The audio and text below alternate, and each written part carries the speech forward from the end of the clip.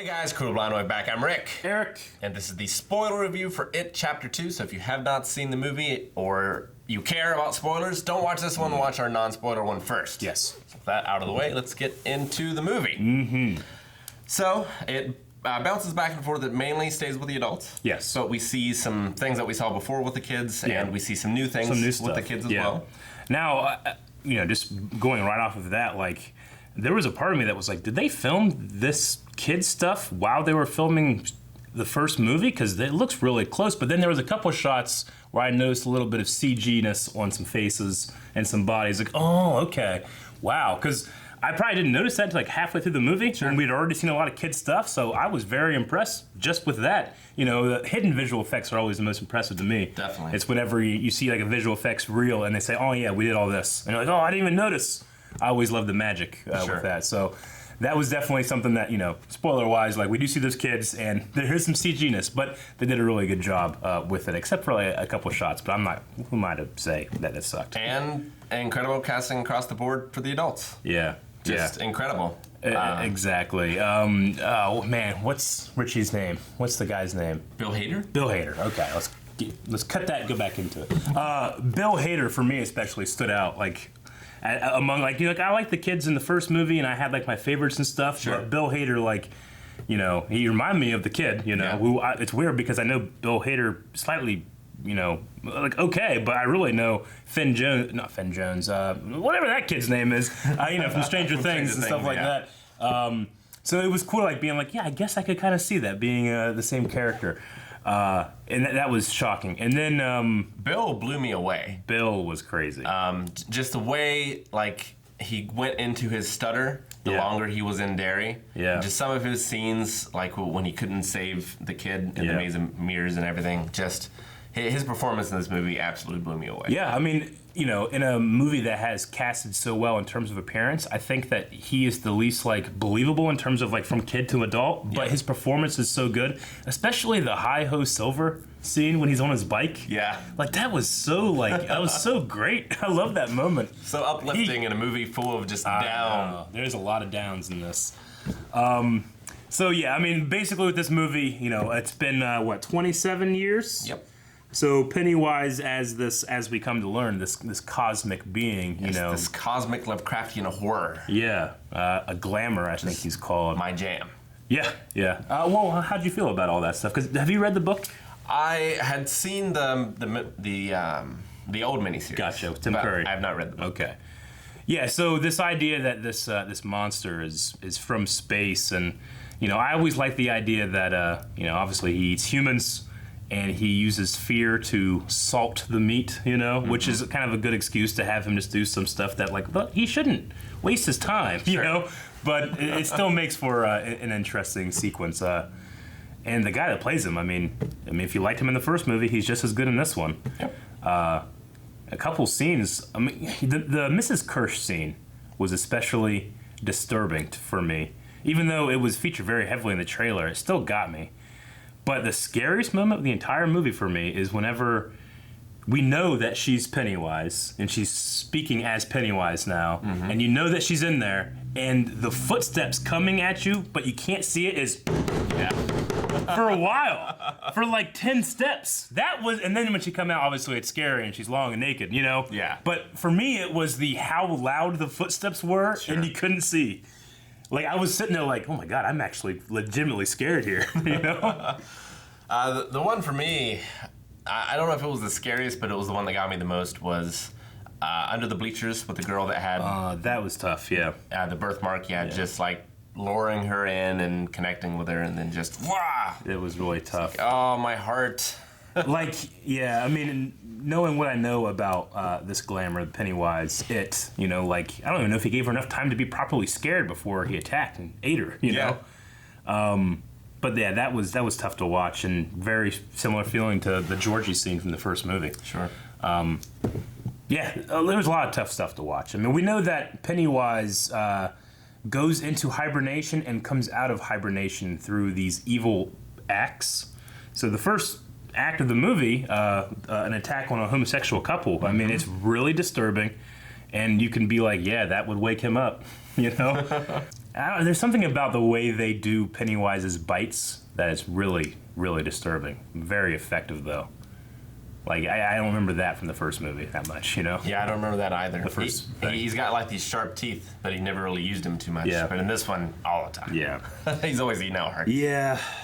Okay, one thing in the movie that I mean, I can't remember exactly from the book, but I know it happened. But the corruption and recruitment of the bully in the psychiatric hospital. Right. Like, that was one part of the movie where I was like, I'm not really threatened by him. Like, Pennywise is such a threat. This guy's just a dude with a knife. Like, yeah, that can be very scary, but I mean, he's just sneaking around in the library, you know? He's just like, an out-of-shape dude with a yeah, knife. like, he is. Like, what was it? Mike just threw him. Like, as soon as he attacked him, like, I don't feel that threatened. However, the scene where he attacks George. Eddie. Like, he stabs him in the cheek. In the bathroom, yeah. Yeah. That was an interesting scene because I almost felt like the energy of the scene didn't match what was going on, but it almost worked because of that, because it was such like a strange, like, you don't know how you're going to react in that situation. The adrenaline flooding through you as you have a knife in your cheek and you're talking. That was a really, like, real disturbing scene to me. It was. So. Yeah, I really enjoyed that scene in particular. Yeah. Sorry. Yeah. Yeah, but again, the bully scene, there's this kind of like thread throughout the movies about bullying and what it does to you and the fear and all that stuff, right? And I'm like, okay, this is about like, you know, overcoming these things. Like, yeah, we're losers, and not only are we losers, we're going to make that our name. We're going to celebrate what we are and what society has told us we are. So fuck bullying. And then to beat Pennywise, they bully him. They do. To death. To death. Yeah. Which, that was, I didn't know where they were going with the whole, like, you know, he is bound by the rules of his size or shape. Yeah. Which I don't really know what that meant. His form. It just meant, like, to be in a small space, he has to be small, I guess. At first, I thought it meant, like, a genie in a lamp sort of thing. Yeah. And if they can get him in that, he can't escape it, and it's like a prison. Gotcha. But... yeah, at the end it was more like if you belittle him enough, like you become what people say you are. Yeah. And can be bullied just like anyone else, I guess. Yeah, I mean, knowing what I know about Pennywise and the creature from the book and the mythology, the greater mythology, he's this like cosmic being outside of our universe that looks down on everything, you know? But whenever the kids show that they're not afraid of him, he's like, am I superior? And he has this really big ego complex, you know? But I did feel like it was like easier than the first movie to beat him in this one. Yeah. Like in terms of just like, you know, you're just shouting insults at him and stuff, and he's like, oh man, you know, he can't take a hit when it comes to that. Thin skin. Yeah. So it went and showed like Pennywise the clown before I assume he was this terrible thing. Yeah. Like this immigrant. Did he make a deal with this entity, or how did that, was it explained in the books, do you remember? I mean, you know, throughout every tragedy, people are always seeing this man, you know, going back hundreds of years. They see this man that's involved, like there was some kind of, you know, like lynching, and there was a funny fellow there as well, inciting the mob, you know? So he's always taken some kind of human form. So we're talking about when we see like the actual clown putting on the makeup, right? Yeah, I mean, that's just him. Okay. I don't think there's a separate guy. I see. It's just him. He just happened to look like that in that time. But that was a very disturbing scene, like when he's putting on the makeup and then he scratches in his markings. That was really interesting, but really disturbing. Yeah, Pennywise, you don't know why he does what he does sometimes. You know, like, he doesn't have to go to so much effort. Just be a giant dragon and people will be scared and then eat them, you know? But he has to, like, really stick it in and twist the knife sometimes, you know? Yeah, I wasn't really afraid for the characters throughout the movie. Yeah. Because early on, he was just sort of messing with them. And I was like, well, if he wanted to kill them, he could kill them here. Yeah. Or if he could kill them, he could kill them here. So either he doesn't want to kill them now, or he can't kill them now. Sure. So either way, I wasn't feeling any sort of danger from the cast until the last act of the movie. Yeah. When they were like in his home base. But even then, he was still just messing with them. Yeah. I mean, I remember, from the book, them talking about, this final form he's in, the spider form, They mention, like, well, it's not that that's what it looks like. That's just the closest we can comprehend to what he really looks like. They have this dread or dead light thing, like the three lights. They have them still there, even though we're not supposed to really be able to see them. Whenever we look at Pennywise in his true form, it's just like you have to kind of just guess what it looks like in your mind. But I just got The Rock from Scorpion King in my head. I did too. And it kind of ruined it. I did too. And it ruined it for me as well. I thought the exact same thing. It's like, it's the Scorpion King going after him. Yeah, and I've seen so much good like fan art of like what that could look like. And they threw the spear, just like in the Scorpion King. I know. So I know that this is for what it is, it's a lower budget movie, but yeah, I mean the Scorpion Pennywise thing at the end, I just kept thinking of The Rock. Yeah, it looked obviously way better than The Rock. It did look a lot better. Like I wasn't blown away by some of the shots in this. Yeah, but the homage to John Carpenter's The Thing, the head crab, was amazing. Yeah, that was pretty scary. That was crazy. I like that they're just kicking it too. Yeah, that was, especially whenever it's like grabbed onto his head. Yeah. And they're just grabbing and trying to pull, but. So that was the only thing in the movie, like creature effects, that I wasn't sure if they did it for real or not. Because, like, when it was growing and everything, it looked almost like a puppet. Yeah, it looked really just good. Incredible. The leg coming out of the corner of the eye was so really good. creepy. Yeah, I probably agree. That's probably the most effective, like, in terms of what you're seeing. Everything else did kind of have, like a CG overlay to it a bit. And yeah. I mean, there was some good CG stuff in the end of the movie. I thought when they were all going to their own like personal hell sort of thing. The shots were a lot different in that. It was jarring in a good way. And like you weren't sure which way was up. Yeah. And there was a lot of like different sorts of fears, like claustrophobia. And, shame and loneliness. Yeah.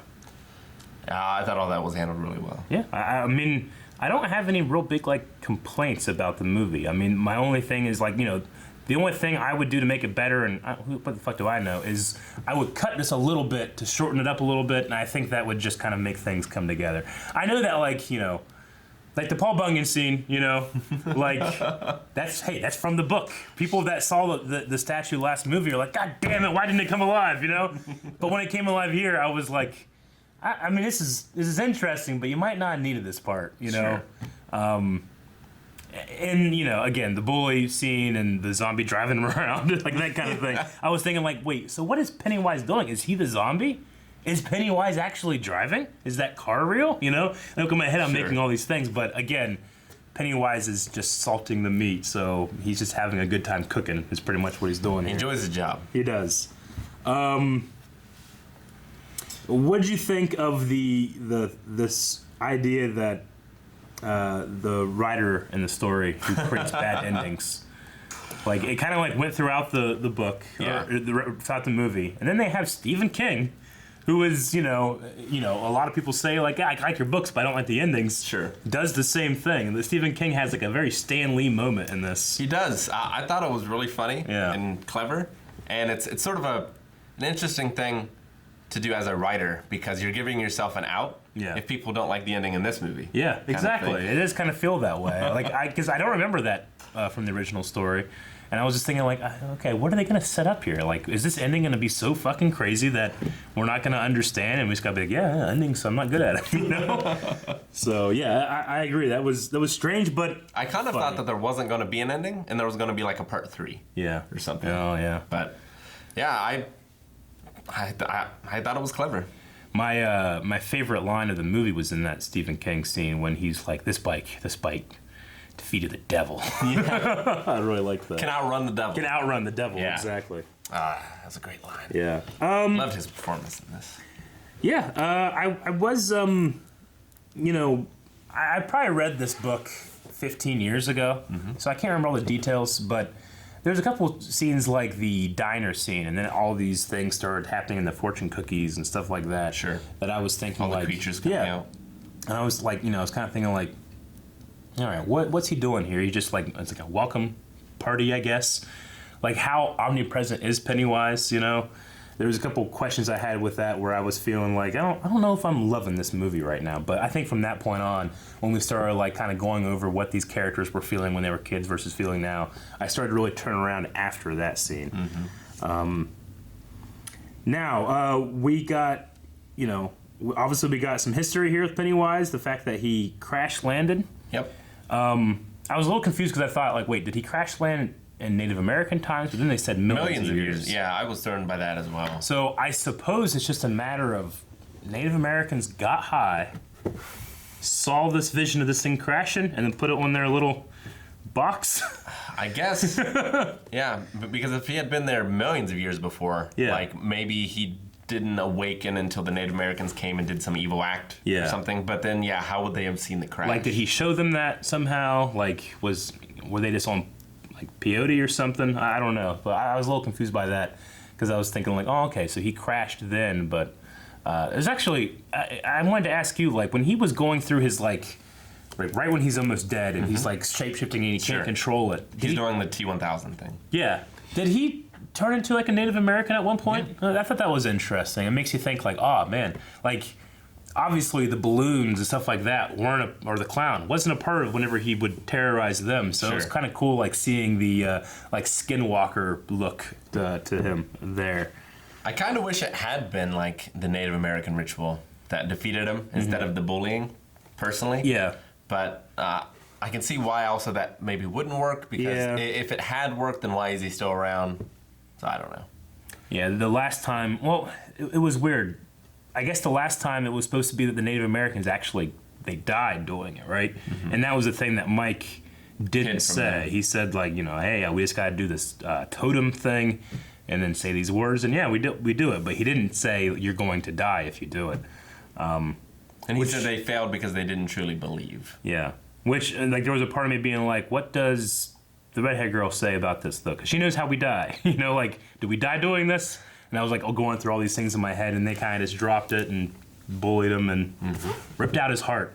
And, and crushed it. Yeah. All together. Yeah. Which, I'm like, again, I mean, just because I'm confused by what Pennywise is, and you're not supposed to really know. Sure. But, like, is that actually his heart, or is he these three lights?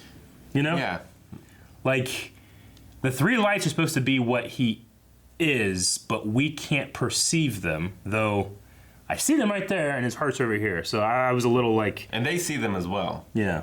Like the characters in the movie did. Yeah, it was a little underwhelming how they defeated him. Yeah. Personally. Though I like the effect of him, like, shrinking, and the baby Pennywise was interesting. Yeah. A little underwhelming, yeah. I mean, the first movie, they just beat him up, Like, he's this cosmic being that's like, And that was one of my things going through this movie as well, was they beat him up as children in the first movie. Yeah. And in this one, they're like adults. Yeah. And they're like, no way, not doing this. That's what I'm thinking. Like, okay, I know this thing exists. Granted, they had this thing with memory and how they just forgot, know, and that's just be like a supernatural thing. But if I knew, okay, wait, Pennywise, I remember that. All right. Flamethrower, AK-47, body armor. Like, I'm going in strapped. Not with, I picked up this stick that I found outside. Like, go to the flea market and get a katana sword or something. Have a priest bless it. Gear up. Do something. Yeah, gear up. Like, these guys went in as kids, And granted, the kids won last time, so I guess that's not unprecedented, but... There was like a part of me, but I'm like, okay, if this happened when I was a kid, I would prepare my whole damn life for this. Yeah. I wouldn't forget. 27 years later, Pennywise. No, I've been like, I'm ready. Press a button, I'd bat tube like down to my bat cave, and I'd gear up. And I'd hire like Blackwater mercenary group to come in with me. Like a couple of these guys are really rich now. Yeah, like they should have had. Let's crew up. Anyway. Yeah, and. Because they showed early in the movie when Eddie went into the basement of the pharmacy and he was like choking out the dude. Yeah. So it's like physical violence seemed like it could work. Yeah, like, it's because that thing was like the leper, right? Mm-hmm. Like that leper was bound by the rules of his shape, so lepers aren't strong, I guess is what they were going for. That makes sense. Okay, yeah, because at first I was like, wait, okay, does he just believe that he's stronger and thus he is? Maybe Pennywise operates off the belief. If you are scared of him, he's powerful. If you're not, he's not. because that's what kind of happened with Beverly in the first movie. She wasn't afraid of him, so when he goes to kill her, she just kind of has that milky eye thing. And she sees all their deaths and stuff. But yeah, man, that leper scene was disturbing. Was. Like the tongue thing. Well, and with his mom too. Yeah. Just like, no, I can't do it. I mean, I realized that Eddie is this, hypochondriac-like character, but like, that was such a violating and disturbing thing, like that thing sticking its tongue in his mom's mouth, Like, I was just like, a lot more creeped out and cringe rather than scary, I think, in that scene. Yeah. Well, in a lot of scenes disturbing. Too, of like those creatures, especially the baby that came out of the Chinese restaurant. That was fucking weird. It's like, oh, Jesus. That was really weird.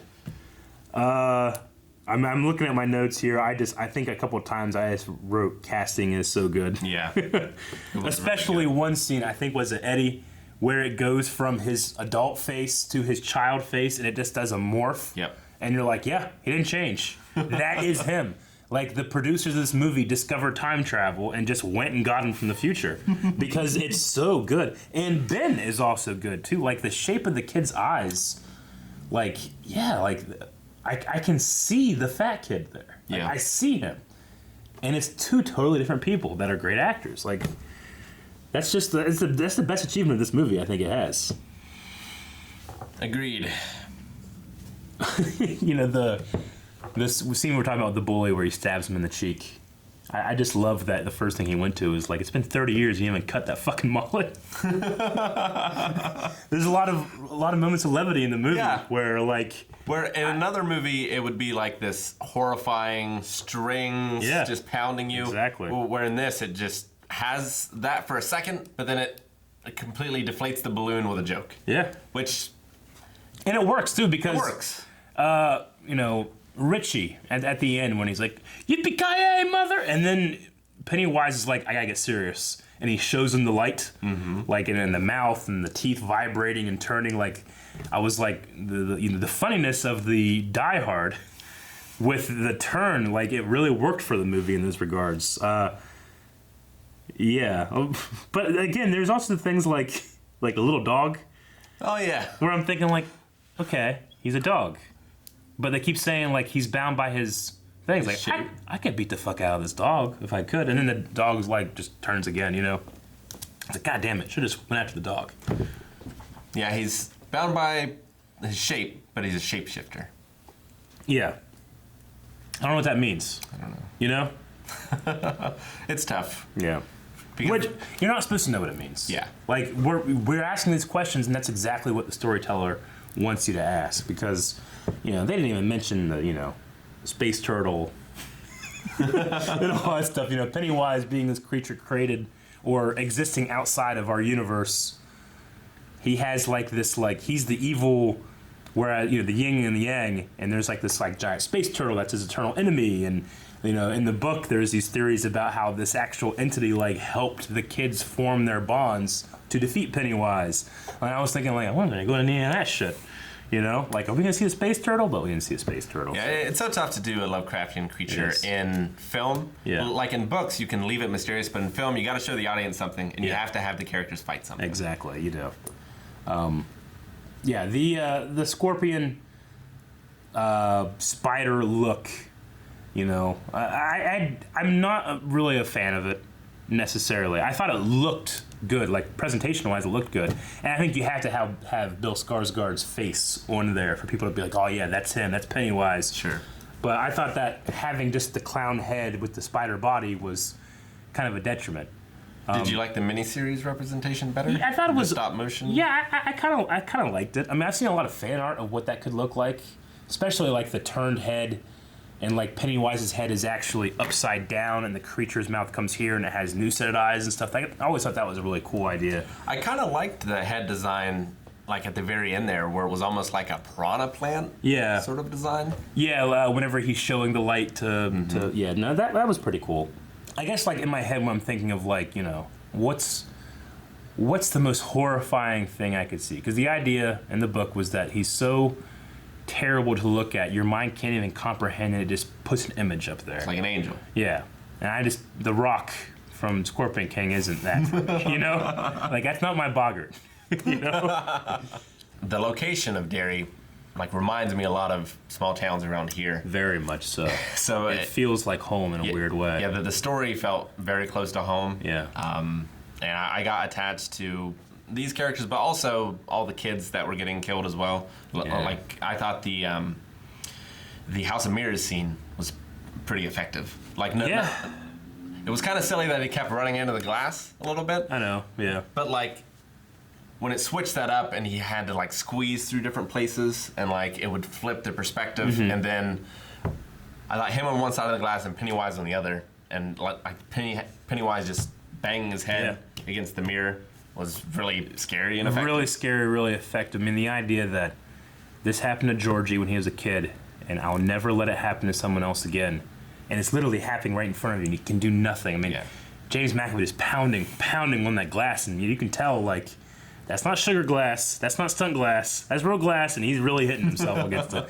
That was very powerful. But it was kind of Pennywise's downfall in some ways, because it taught that character that, there was nothing I could have done. Yeah. Now or then either. Exactly. And that sort of was the beginning of the end for Pennywise. Yeah. Yeah, you really felt for the character. I wanted him to save that kid, and then, the kid, I don't know how much of it is hallucination or Pennywise making shit up, but, like, I'm assuming that kid's dead. Yeah, I would assume. But, he just walks out and leaves, like, is there a dead body in there? Is there blood in there? Because obviously that House of Mirrors isn't the actual House of Mirrors. Yeah, it's not the way that it's presented isn't the way it really is. Pennywise is doing something. I just don't know what he's doing.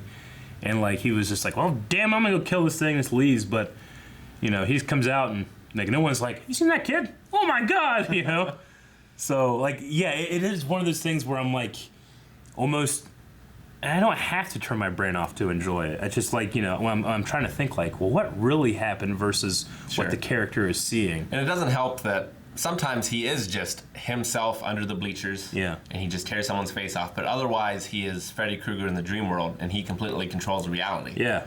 And, like, it's very inconsistent as to when it is what. Yeah, like the Mrs. Kirsch thing. Like, it's... The building completely changed after she left, right? Mm-hmm. Like, he did a whole glamour... Like, I know he's a shapeshifter, but he can also, like...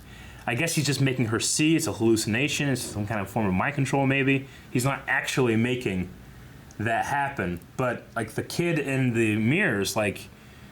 Yeah, James McAvoy is, being affected, but is the kid also going through this thing? And is that really changing? Is that Pennywise's body? Or, like, there's some interesting stuff where you're like, I don't know what the hell's happening, but it's scary. And why does he kill...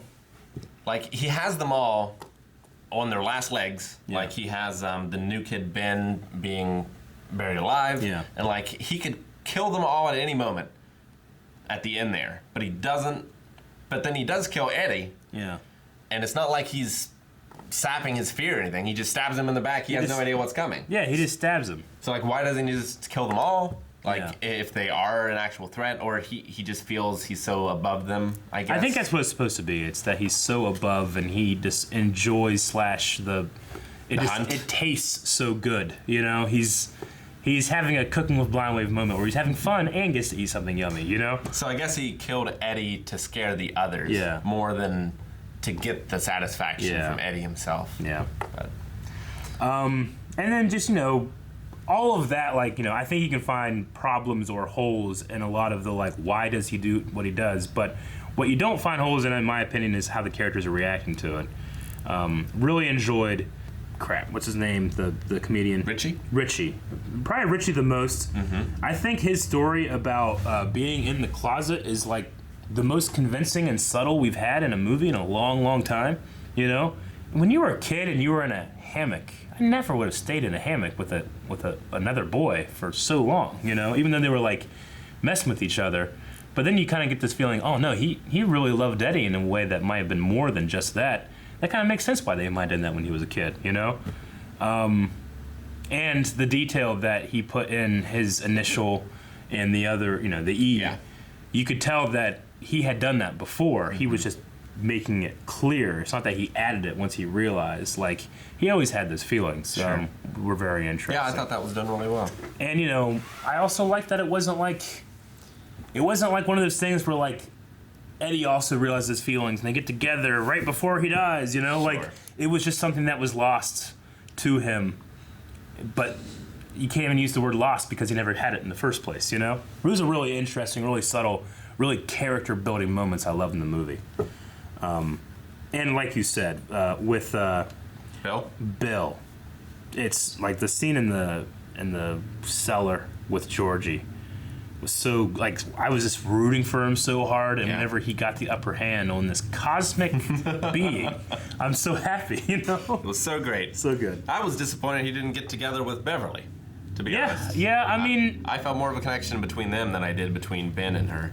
Yeah, I liked the, you know, the scene in the girls' bathroom / the clubhouse, like, where they connected and stuff.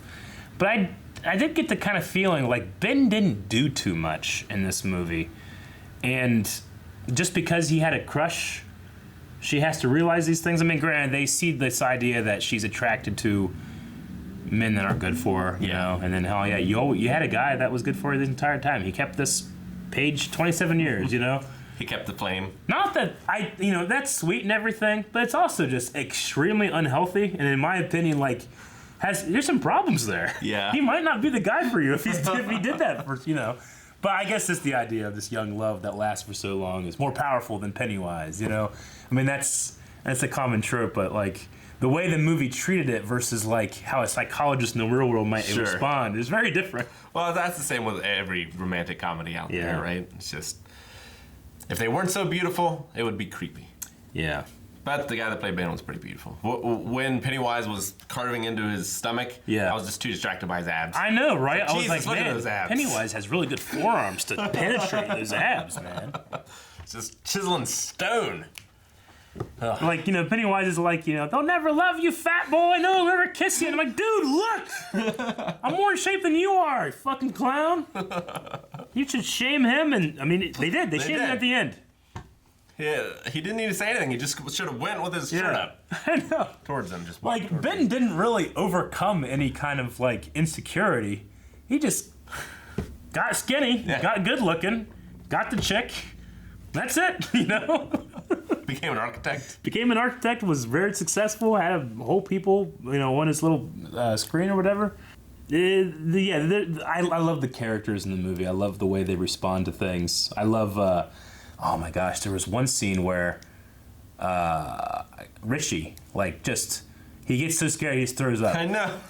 And it was like, it like robbed the scene of its tension. If it's tension and horror, but it was like, yeah, that would happen. I'd probably do that. That was my funniest recurring thing in the movie, was him throwing up. He only did it a few times. I never expected it. And it was always the best thing in the movie. It's just like you figure you'd have that like scream queen moment with the crazy. He's like, oh fuck, oh. I did have one problem with the movie, Rick. One major problem. Okay. Every time they would travel, they just walked in the street. Like, I understand, like, you know, sometimes Marietta is dead at night. Yeah. You know, there's no middle of the day. There's a festival going on. Yeah, but let's say I'm in Marietta. There's no cars in the street. Nothing would make me walk in the street. You know. Because even if a car was coming from really far away, I'd be like, oh, God, I'm embarrassed. Maybe if the sidewalks were really shitty. I guess so. But they didn't seem that shitty in the movie. There's like 3 scenes in this where they're just like, all right, let's go. And they're just walking down the street, and the sidewalks are right there. I was like, you kids, get off the street. I thought when Bill was chasing that kid that ended up dying later on his skateboard, I thought he was going to skateboard in the middle of the road, and I thought a car was going to come and hit him. There was a moment, when the little boy. Yeah. Yeah, I had part of that too. I was like, oh, fuck, they're going to do this? They didn't, but... I was like, oh, it's all going to come back, and then from then on, they're going to walk on the damn sidewalk. Yeah, exactly. But nah, that's not what happened. I mean, I've watched The Boys now, and I'm like, you got to stay out of the street, man. So, that's all I got. You got anything else? Overall, enjoyable. Yeah. I would definitely see it if you liked the first one. And if you didn't watch the first one, see if you like it. And I don't think you necessarily have to race out to the theater to check it out. It might be more effective watching it at home, you know? Yeah, I don't know if it was just our audience, but there wasn't any like screams or anyone jumping or anything like that. Like, it's For all the scary stuff, it relies on the jump scares, and they were all pretty obvious, except for the... Yeah.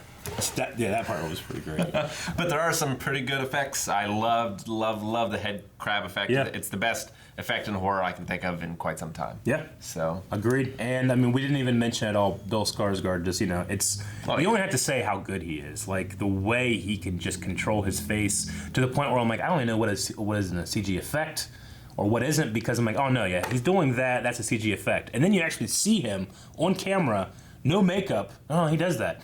Yeah, it's crazy. And so he has to do it because otherwise the movie is ridiculous. You can't take anything seriously. Yeah, but he manages to pull off the impossible. Yeah, but we spent how long talking about this movie? Didn't mention him, but it's just because it's so good. You don't even have to mention it. Everybody just knows he rocked this role. So that was also good as well.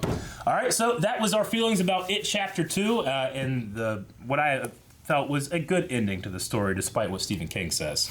Okay, so hope you guys enjoyed this. We'll see you next time.